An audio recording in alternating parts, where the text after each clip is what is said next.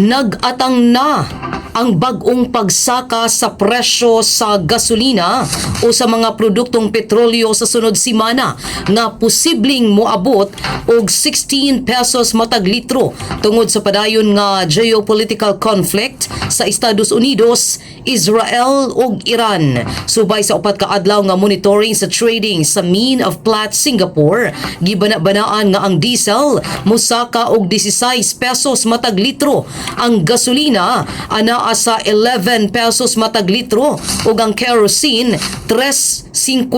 pesos ang pagsaka matag litro. Sumala ni Sharon Garin hangyoon sa DOE ang mga gasolinahan nga tagi-tagihon ang pagsaka sa presyo ug ipadayon ang discount promo aron malimitahan ang epekto sa publiko. Gipahibalo usab ni Garin